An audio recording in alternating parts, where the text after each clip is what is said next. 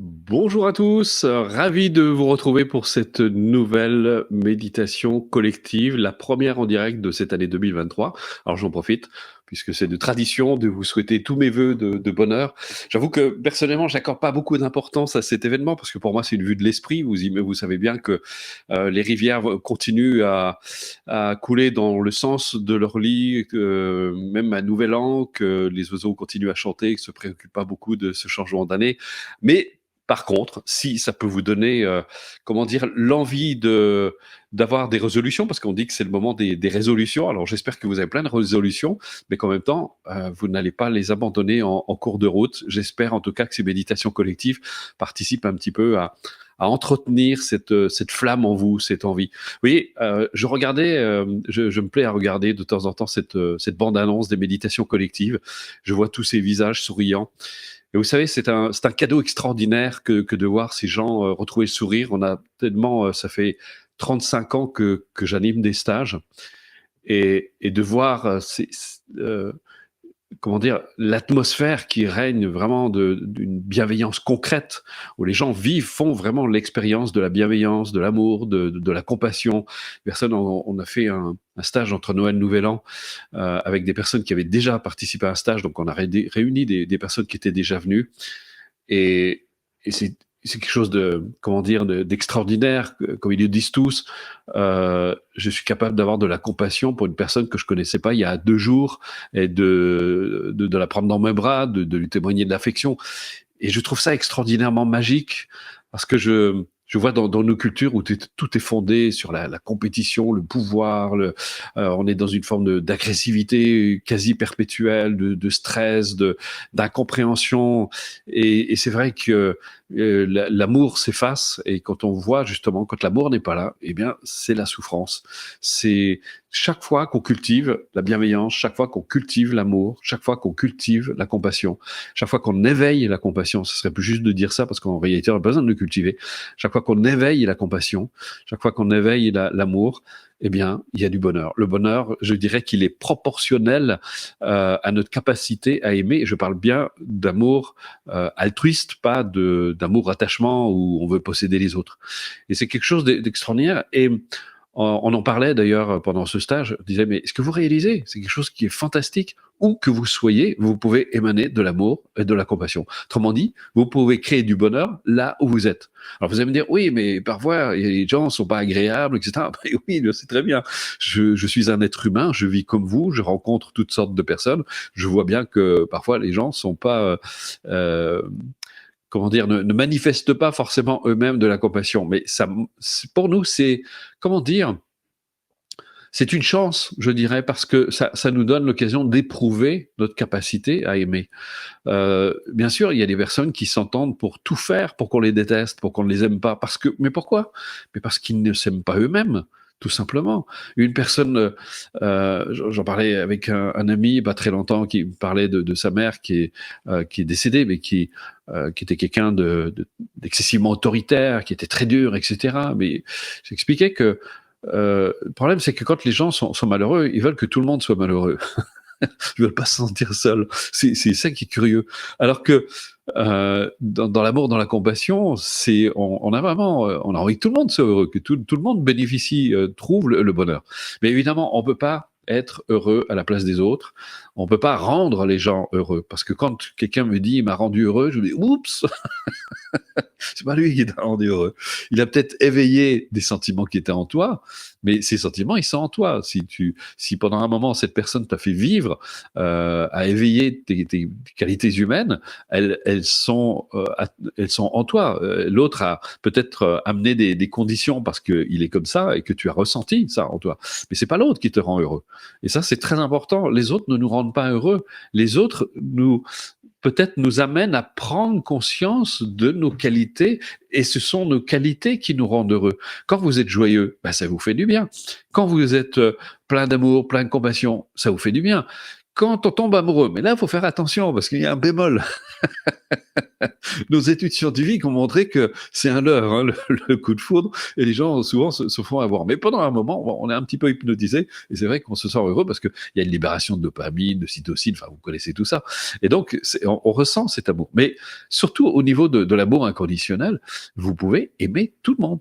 J'ai pas dit que vous pouvez avoir une relation avec tout le monde. C'est impossible d'avoir une relation avec tout le monde. Il y a des personnes, qui rendent de toute façon la relation complètement impossible. Donc, n'essayez pas de prendre tout le monde dans vos bras. Vous n'y arriverez pas. Mais par contre, vous pouvez souhaiter à tout le monde de se libérer de ces obscurcissements mentaux, même à votre pire ennemi, même à la personne la plus détestable au monde, même à des gens comme Hitler et tout ça. Vous pouvez souhaiter, puisse-t-il se libérer de ces toxines mentales pour qu'il ne continue pas à faire ce qu'il fait. Et l'amour, c'est pareil. Puisse-t-il réaliser ses qualités humaines. C'est pas approuvé, parce que souvent les gens ont un peu de mal quand ils me disent, mais moi j'ai du mal à aimer certaines personnes, parce que en fait, je pense qu'elles font pas la part des choses entre le comportement, l'attitude de la personne et ce qu'elle est fondamentalement. Si cette personne avait conscience de ce qu'elle est, elle ferait plus ce qu'elle fait. On dit bien, les gens heureux ne peuvent pas créer du bonheur, du malheur, c'est impossible. Ça serait un non-sens que de vouloir faire du mal à quelqu'un. Ça serait un non-sens que de participer à la souffrance d'autrui. Mais là, il y a une confusion aussi très grande. Et nous, on le voit, on est les premiers. On est en première ligne, parce que souvent les gens, quand on ne dit pas oui à leur désir, oui, vous n'avez pas été gentil avec moi, vous n'avez pas répondu à ma question, alors vous n'êtes pas altruiste. Les gens sont extraordinaires, ça, ils sont fantastiques. Il faudrait dire amen à tous leurs désirs, si on leur déroule le tapis, alors là, ils vous aiment bien, ils disent oui, vous êtes quelqu'un d'altruiste, vous êtes vraiment gentil avec moi. Mais il suffit que vous les recadriez un petit peu, que vous les remettez à votre place, avec toujours bienveillance, mais ils n'aiment pas du tout, et ils vous disent, évidemment, que vous n'êtes pas altruiste. Comme nous, on nous dit, ah, mais vous faites payer vos stages, vous n'êtes pas altruiste. les gens sont fantastiques. Je leur dis, mais moi je veux bien faire mes stages gratuits, mais à ce moment-là, vous m'hébergez, vous me nourrissez, vous me donnez des vêtements, mais à mon avis, ça vous coûtera beaucoup plus cher qu'un stage. Donc, il vaut peut-être mieux que vous payiez votre stage et que vous veniez, et que moi je me débrouille avec mes vêtements et ma nourriture.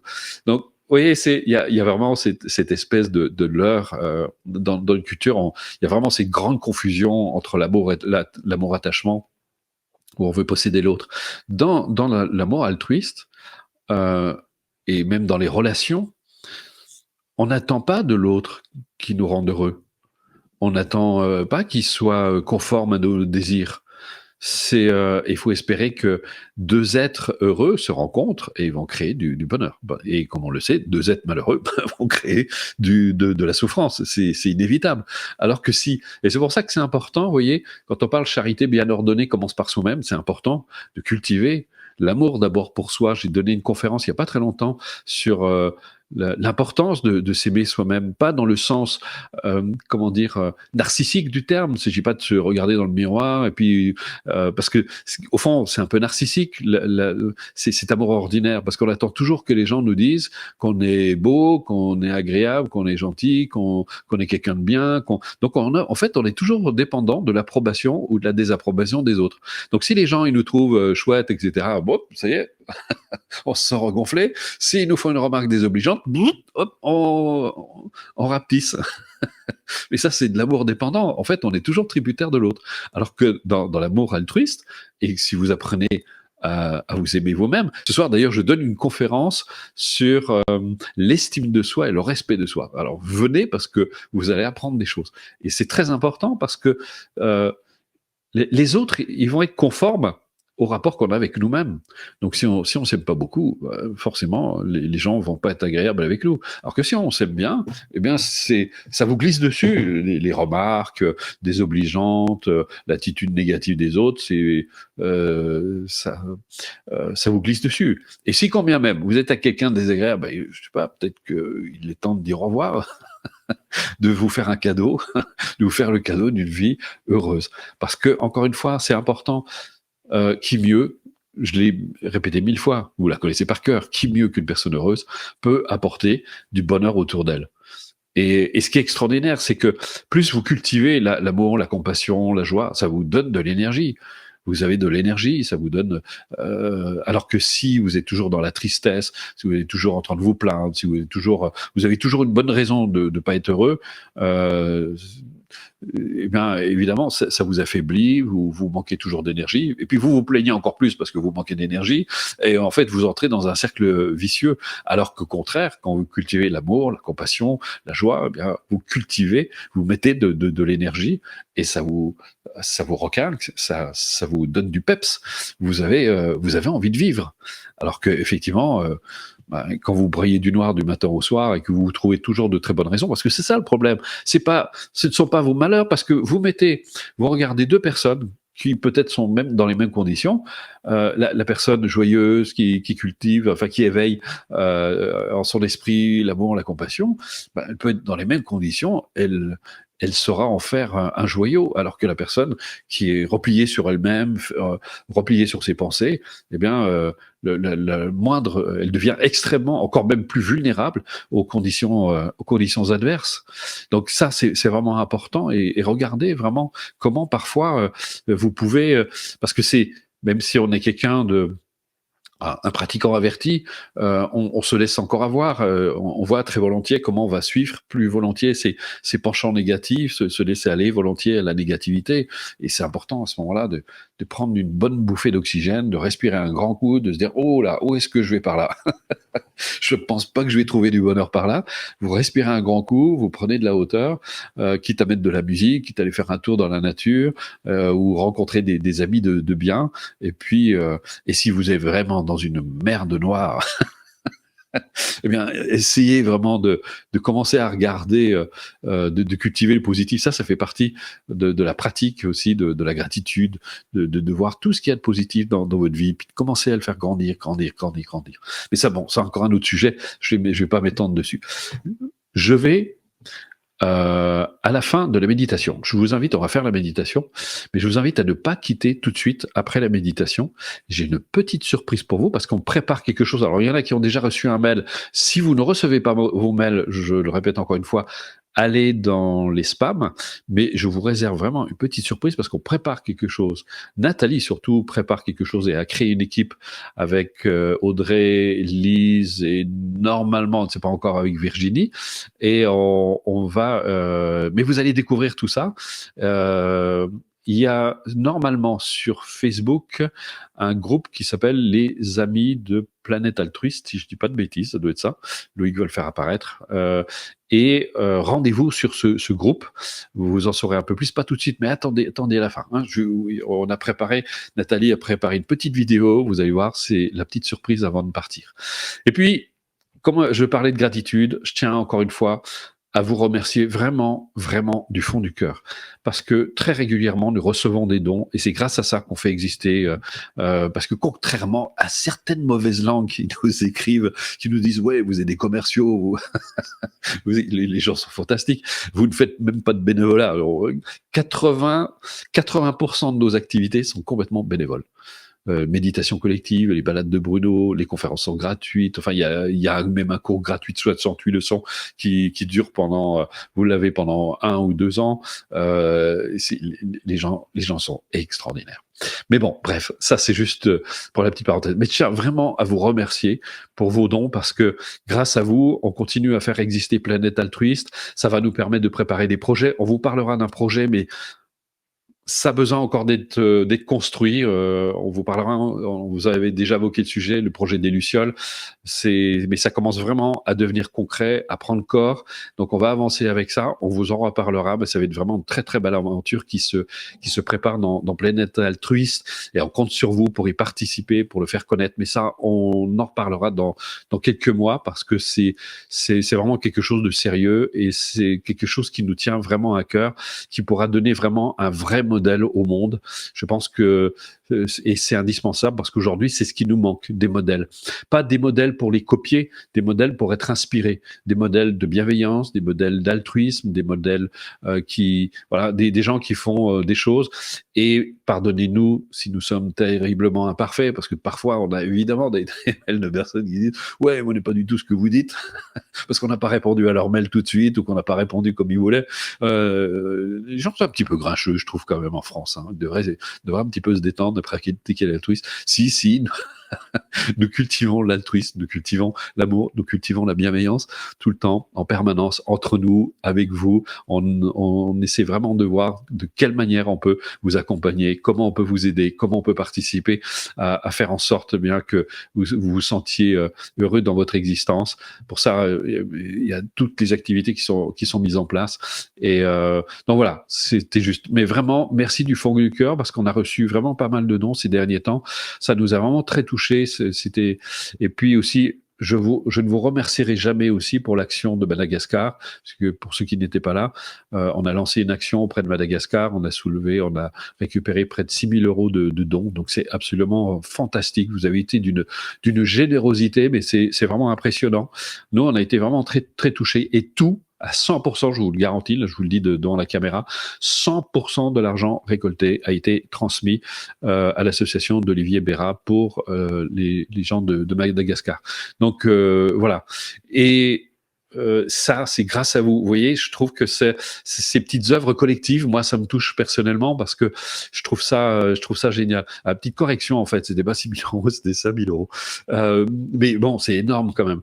Et surtout pour Madagascar, vous vous rendez compte, comme je vous disais, les personnes là-bas, si elles arrivent à gagner 1 euro par mois, elles sont heureuses. C'est 1 euro par mois ou par jour, Nathalie? Ouais, c'est 1 euro par jour, je disais des bêtises. 1 euro par jour, elle gagne. Vous vous rendez compte? On n'arrive même pas à y croire. On se dit, c'est fantastique. Donc oui, effectivement, c'est le salaire d'un enseignant, c'est 30 euros par mois. Ou 27 euros, je sais plus, quelque chose comme ça. Enfin bon, bref. C'est juste pour vous dire que c'est incroyable. Et nos amis de Madagascar, nos amis malgaches, eh bien, vont pouvoir, il y a 500 enfants qui vont pouvoir continuer leur scolarité grâce à vous. J'adore, c'est vraiment ces œuvres collectives comme ça, où on se mobilise tous, on se dit, tiens, ben, on peut faire quelque chose pour ces personnes-là. Eh bien, on l'a fait. Voilà. Et c'est des petits coups comme ça, spontanés. Alors, je sais qu'il y a des grandes organisations, mais nous, on reste à taille humaine et on fait des expériences humaines parce qu'on n'a pas envie de se perdre dans un truc trop compliqué. On n'est pas militants, nous sommes des pacifistes et on essaie de faire des choses avec le cœur, et on continuera à le faire chaque fois qu'il y aura des actions comme ça avec les personnes. Et puis une des actions que vous allez faire, c'est tout de suite après, vous allez découvrir après la méditation collective. Bon voilà, je suis bavard, il y en a encore une qui va m'envoyer un mail en disant vous faites du blabla. Donc voilà. Alors je vous propose, si vous êtes d'accord, on va faire le donner et recevoir, mais d'abord, comme vous la connaissez. Je voudrais qu'on s'arrête, d'ailleurs. Je vais la faire apparaître, cette prière de motivation. Vous savez, la motivation, c'est quelque chose qui est fondamental. Tous les jours, je n'exagère pas quand je dis tous les jours, je réexamine mes motivations. Pour moi, c'est fondamental de savoir pourquoi je fais les choses. Et c'est essentiel parce que, oui, ma motivation générale, essentielle, c'est comment je peux être bénéfique à autrui. Comment je peux faire pour que, eh bien, ils aient plus de bonheur dans leur existence, ils aient les clés. C'est pour ça qu'on propage toutes ces clés à travers les cours, à travers les stages. Et c'est quelque chose que je cultive en permanence parce que c'est la meilleure façon d'abord de ne pas se perdre et d'être toujours dans cet état d'esprit. Donc, on va prendre le temps, on va pas la lire vite, on va prendre le temps de l'examiner. Par le pouvoir et la vérité de mes pratiques, puissent tous les êtres jouir du bonheur. Derrière, il doit y avoir une vraie aspiration sincère, authentique. C'est vraiment de se dire, à travers mes pratiques, si ma pratique, c'est-à-dire ma réalisation personnelle, peut participer au bonheur du plus grand nombre de tous les êtres. Puisse chacun de mes actes, de mes gestes, chacune de mes paroles contribuer à l'éveil de tous. C'est-à-dire que tout ce que je fais, tout ce que je suis, tout ce que je manifeste, puisse participer au bonheur d'autrui. Puisse ma vie tout entière devenir un phare pour ceux et celles qui errent dans la souffrance. Alors certaines fois, on peut se dire, ouais, mais je suis pas parfait, j'ai plein de casseroles encore, etc. Mais peu importe, il y a toujours une petite lumière en vous qui ne demande qu'à grandir, mais elle est déjà présente. Et donc c'est important de se dire, voilà, si je peux devenir un phare pour les autres. Et c'est ce qui nous donne la motivation vraiment de cultiver l'amour, la bienveillance. Puissais-je, par ma propre motivation, mes efforts personnels, mes réalisations, susciter ce même désir d'accomplissement chez les autres? Parce qu'il n'y a rien de mieux. Plutôt que d'essayer de convaincre les gens d'entreprendre une démarche, eh bien, il faut l'incarner. Il faut être soi-même ce que l'on transmet. Que toute ma vie et quoi que je fasse soit une œuvre, une lumière de liberté et de joie pour autrui. Là, ça se passe de commentaires, c'est évident. Donc, je vous propose, on va reprendre cette prière ensemble, paragraphe par paragraphe. Par le pouvoir et la vérité de mes pratiques, puissent tous les êtres jouir du bonheur. Puisse chacun de mes gestes, puisse chacun de mes actes, de mes gestes, chacune de mes paroles contribuer à l'éveil de tous. Puisse ma vie tout entière devenir un phare pour ceux et celles qui errent dans la souffrance. Puissais-je, par ma propre motivation, mes efforts personnels et mes réalisations, susciter ce même désir d'accomplissement chez les autres. Que toute ma vie et quoi que je fasse soit une œuvre, une lumière de liberté et de joie pour autrui. Voilà. Prenez le temps de l'assimiler, n'hésitez pas à la répéter encore et encore pour vraiment bien la sentir et que voilà, ça devienne vraiment une évidence pour vous. Voilà, je vous propose de vous asseoir dans une position qui vous est confortable, dans laquelle vous vous sentez bien. Ne vous contraignez pas des postures dans lesquelles vous êtes mal. Par contre, faites en sorte de ne pas être non plus complètement avachi. Voilà. Et tout de suite, vous pouvez ramener l'attention là où vous êtes. Pour ça, vous pouvez utiliser le corps comme support. Prenez conscience de l'espace qu'occupe votre corps, là où vous vous trouvez. Soyez juste là, présent.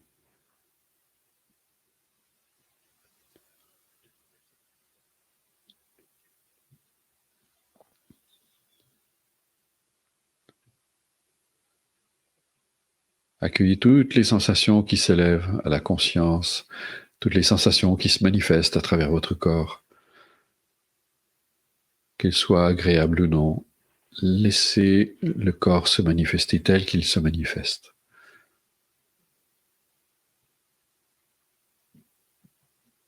Restez juste là un moment sur la conscience du corps.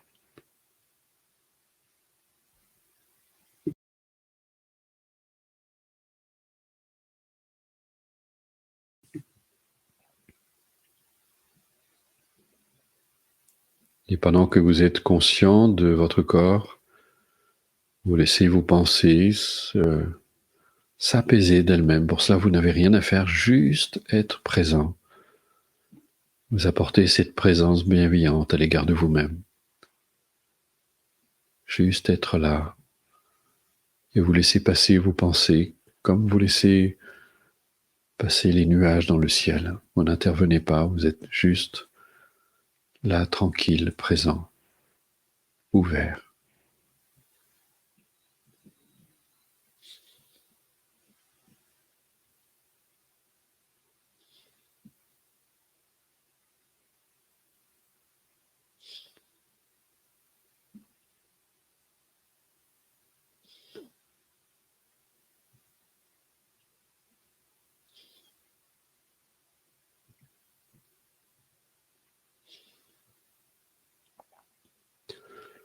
Voilà, laissez le calme s'établir tout seul en vous.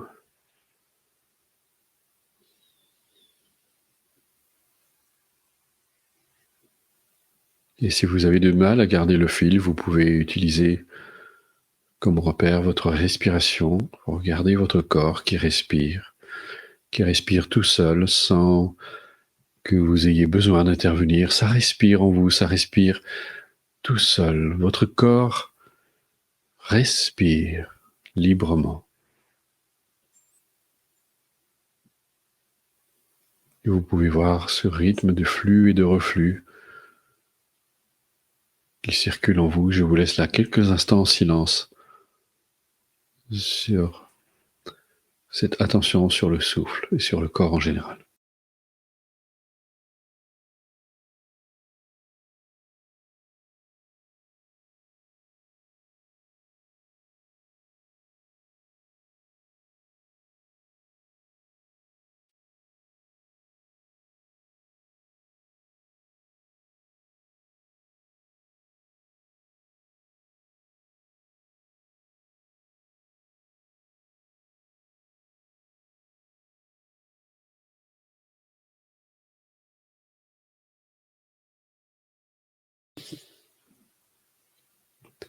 Et comme vous êtes attentif à votre souffle, on va utiliser une variante et on va pouvoir pratiquer le donner et recevoir. Pour ceux qui ne sont jamais venus à ce genre de méditation, laissez-vous simplement guider, vous en comprendrez le sens. Pour cela, considérez-vous, comment dire, comme une fleur qui chaque matin s'ouvre pour libérer son parfum, et vous allez simplement vous ouvrir, certains disent ouvrir le cœur, ouvrir votre esprit pour permettre à votre nature, c'est-à-dire à l'amour, à la compassion, de se manifester librement. Et imaginez qu'à chaque expiration, chacune de vos expirations est un peu comme le souffle du vent qui vient pousser ce parfum de l'amour. Et là, vous allez commencer par le répandre d'abord en vous-même, au niveau de votre corps et au niveau de votre esprit. Chacune de vos expirations, vous répandez l'amour, la compassion, la bienveillance en vous-même. Si cela peut vous aider, vous pouvez imaginer cela comme sous forme d'une lumière bienfaisante qui se répand dans tout votre corps, qui va au cœur même de vos cellules, qui emplit tout votre corps, mais aussi tout votre être, au plus profond de votre être, qui vient apporter sa lumière. À l'image d'une cave qu'on met à jour sous la lumière du soleil qui peut s'assainir.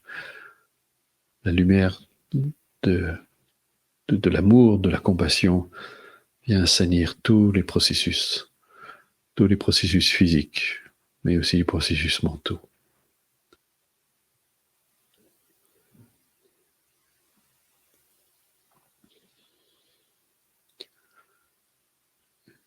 Et en même temps, vous allez considérer votre cœur un peu comme un puits de lumière et vous allez imaginer qu'à chacune de vos inspirations, vous accueillez tout ce qui fait obstacle à votre bonheur, tous vos obscurcissements mentaux. Ça peut être sous forme de colère, de jalousie, de peur, de rancœur, de toute cette négativité. Vous l'accueillez à chaque inspiration et vous l'accueillez dans votre cœur, qui, je le rappelle, est comme un puits de lumière dans lequel toute cette obscurité peut se dissoudre, tous ces obscurcissements mentaux peuvent se dissoudre. Et vous le faites avec joie, avec bonheur. Vous n'êtes pas affecté par cette souffrance, au contraire. Vous l'accueillez avec bonheur, avec joie. Donc à l'expiration, vous répandez l'amour en vous-même et à l'inspiration, vous accueillez tous vos obscurcissements mentaux. Je vous laisse là aussi quelques instants en silence.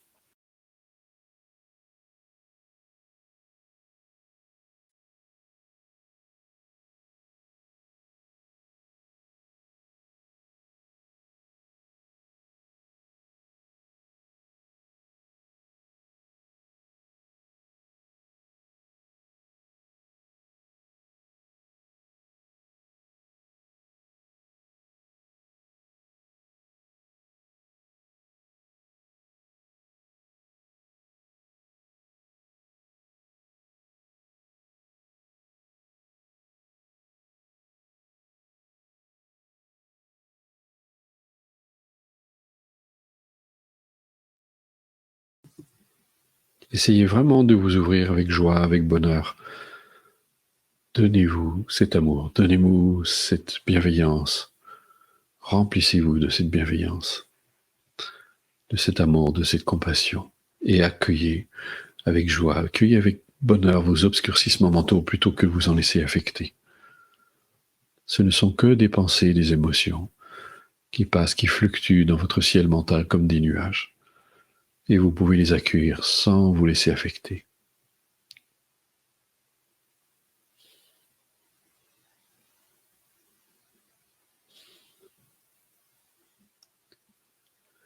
Voilà, et maintenant nous allons faire donner et recevoir sur l'environnement comme nous le faisons d'habitude. Essayez d'imaginer maintenant, vous êtes près de 500 personnes qui sont à cette méditation. Essayez d'imaginer que vous formez un grand cercle, que vous vous donnez la main, vous donnez tous la main, et vous allez imaginer maintenant que vous ouvrez votre cœur, bien sûr, vous répandez, vous libérez l'amour, et vous le répandez autour de vous, comme si vous l'envoyiez autour de toutes les personnes qui pratiquent avec vous en ce moment, mais aussi, essayez d'imaginer que ça se répand partout autour de vous, là où vous êtes, dans votre appartement, dans l'immeuble, si vous êtes dans un immeuble, dans la maison, dans le quartier, que ça se répand partout, tout autour de vous. À chacune de vos expirations, vous répandez cet amour, cette compassion, cette bienveillance qui va toucher tous les êtres, tous les esprits. Bien sûr, c'est un acte symbolique, mais l'important, c'est que vous le fassiez, que vous soyez dans cet état d'esprit, parce que réalisez qu'au moment où vous donnez de l'amour à autrui, vous êtes le premier à en bénéficier, vous êtes la première à en bénéficier. Vous êtes la première personne à être touchée par l'amour que vous donnez. Donc à chaque expiration, c'est comme un souffle, le souffle du vent qui va répandre aussi loin que possible autour de vous. Cet amour, cette compassion. Et pensez aussi, évidemment, toutes les personnes qui pratiquent avec vous en ce moment même. Vous êtes tous liés les uns aux autres et vous vous donnez mutuellement de l'amour et de la compassion.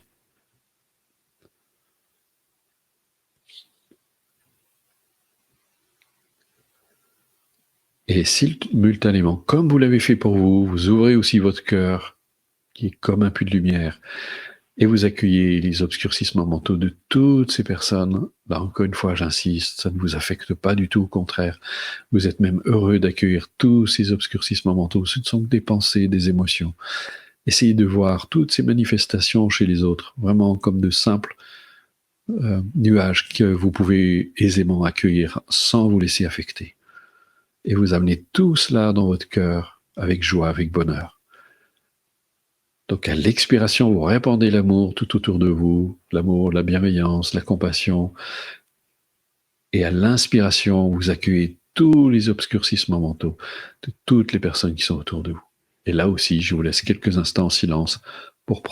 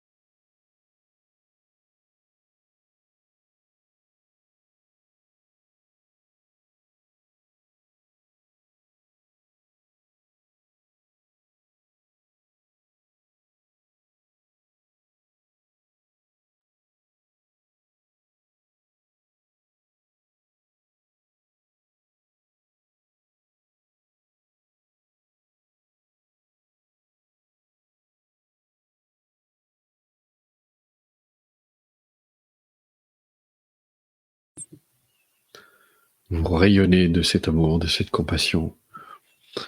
Là, encore une fois, réalisez que vous êtes vous-même baigné dans l'amour que vous manifestez pour les autres. C'est ce que je vous disais tout à l'heure. Où que vous soyez, vous pouvez manifester cet amour et en bénéficier. Autrement dit, vous pouvez créer votre bonheur là où vous vous trouvez. Prenez-en conscience. Voilà, maintenant nous allons élargir le spectre de notre bienveillance. Nous allons faire donner et recevoir sur l'univers, toujours les mains liées en cercle en quelque sorte avec les autres. Vous unissez vos cœurs et vous allez donner de l'amour à tous les êtres de tout l'univers. Alors je sais que cela peut paraître un peu abstrait, mais faites comme si. L'essentiel est que vous le fassiez, que vous pratiquez cet exercice, vous répandez cet amour partout, en souhaitant du fond de votre cœur c'est comme si une petite voix au fond de vous disait, puisse chacune de ces personnes se libérer de ce qui fait obstacle en elle, à son bonheur, de tous ces obscurcissements mentaux qui viennent l'empêcher de voir la vraie nature des choses, et puissent-ils révéler leurs vraies qualités humaines. C'est ce qui est en arrière-plan de votre pratique. Puissent tous les êtres jouir du bonheur et des causes du bonheur, et puissent-ils être libres de la souffrance et des causes de la souffrance. Et vous répandez tout cet amour partout dans tout l'univers.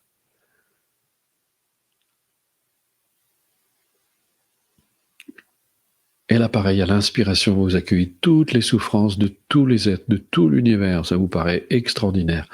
Mais ne laissez pas votre esprit, votre mental interférer. Accueillez, faites-en une expérience, peu importe qu'elle soit possible ou pas. Le plus important, c'est que vous le fassiez, que vous en ressentiez tous les bienfaits et vous accueillez toutes les souffrances de tous les êtres. À l'expire, vous répandez l'amour partout dans l'univers. À l'inspire, vous accueillez toutes les souffrances et vous les laissez se dissoudre dans votre cœur. Là aussi, je vous laisse quelques instants en silence.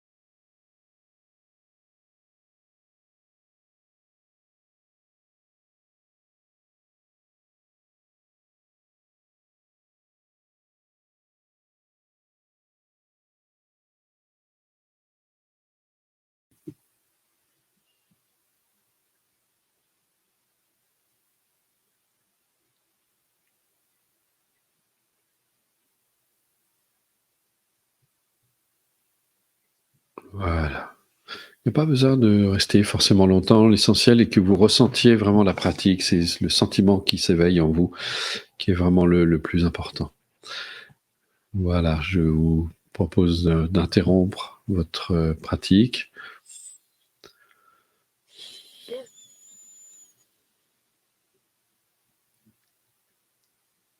Voilà, pour terminer cette session, avant de vous parler aussi de la petite surprise, je vous propose de reprendre la prière de motivation. Vous verrez que vous allez la vivre totalement différemment après un exercice.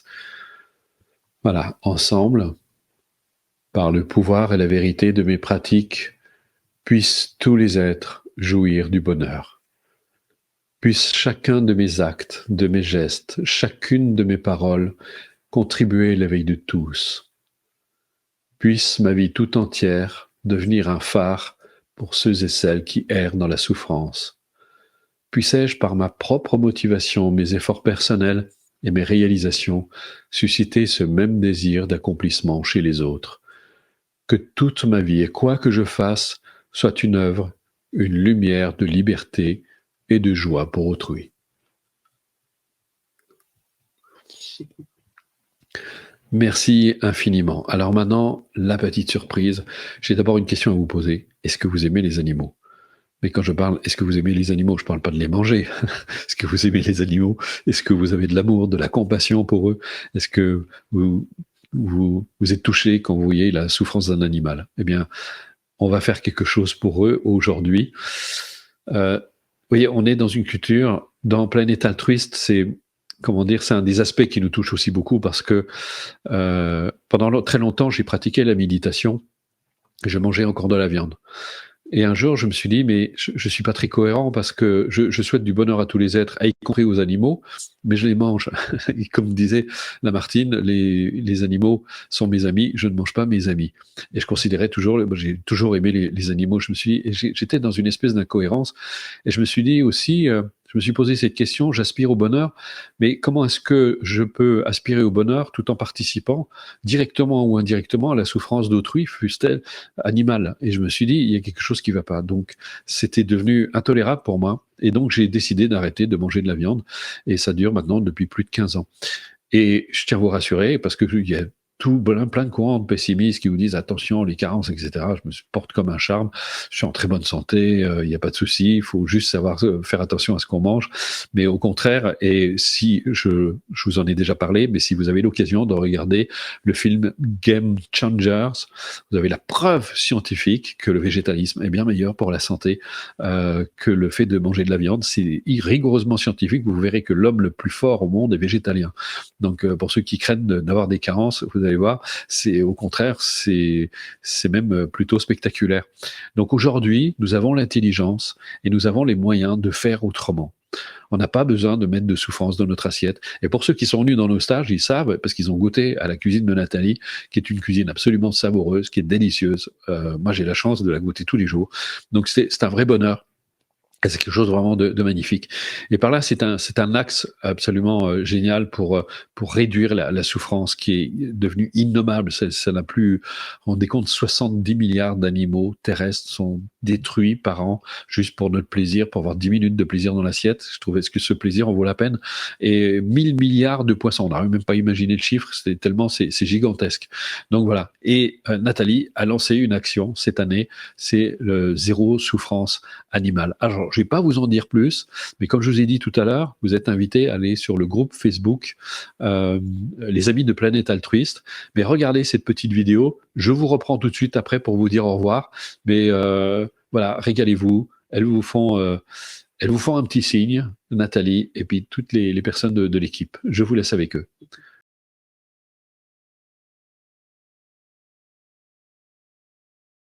Bienvenue et bonjour, je suis ravie de vous retrouver. Nous sommes ici présente une partie de l'équipe de Planète Altruiste et nous sommes ravis de vous accueillir sur le défi de cette année 2023 dans la continuité du sommet de l'éco-altruisme que vous avez bien entendu, vu, revu et adoré. Donc, le projet de cette année, c'est de vous présenter le défi qui s'appelle « Mon année zéro souffrance animale ». Alors voilà, nous allons vous accompagner chacune, et chacune va se présenter après. Nous allons donc vous accompagner mois par mois sur des petits défis au mois, mensuels, pour vous préparer, pour vous initier, pour vous accompagner sur la zéro souffrance animale. Voilà. Je vous embrasse bien fort et je suis ravie de bientôt vous retrouver. On commence le 10 janvier et à très bientôt. Bonjour à tous, alors moi c'est Virginie, donc je suis ravie, je fais partie de l'équipe de Planète Altruiste. On est actuellement sur le stage de Nouvel An et en effet cette année on va vous accompagner, on va vous guider, on va vous parler de nos propres expériences pour essayer de vous donner un fil conducteur dans cette année 2023, zéro souffrance animale. Et d'ailleurs je vous souhaite à tous une très lumineuse année. À bientôt. Bonjour à tous, moi c'est Audrey. Je suis ravie de faire partie de l'équipe et de lancer ce beau projet. Alors je vous dis à très vite pour plein de belles choses partagées ensemble. Coucou tout le monde, moi c'est Lise, je fais également partie de l'équipe Planète Altruiste et je suis très contente de partager ça toutes les quatre et d'exprimer plein de belles choses pour nos amis les animaux. Voilà, merci. Un dernier petit mot. Le fil conducteur dont parlait Virginie, nous allons nous baser sur le fabuleux livre de Yolaine Delavigne, qui est conférencière justement sur le sommet de l'éco-altruisme. Son livre s'appelle justement « Mon année zéro souffrance animale » et ça va être un petit peu notre guide pour partager tous ensemble les pistes, les astuces pour mettre moins de souffrance animale dans notre vie, dans notre assiette et dans tous nos domaines de vie en général. Voilà, à très bientôt. À très vite. Au revoir. Alors, j'espère que ça vous a plu. Maintenant, on peut faire quelque chose pour les animaux. Vous avez fait quelque chose pour Madagascar, et là maintenant, vous pouvez faire quelque chose pour les animaux. Donc, on compte sur vous vraiment pour les soutenir, pour les aider, pour les aimer, et si on peut vous aider d'une manière ou d'une autre, n'hésitez surtout pas. Nous sommes là pour vous. Voilà, on pense très fort à vous et encore merci pour tout ce que vous faites. Merci pour votre participation. Merci vraiment, ça nous fait infiniment plaisir. On se retrouve à très bientôt. Je vous mets la petite musique de fin. À très bientôt, à dimanche prochain. Thank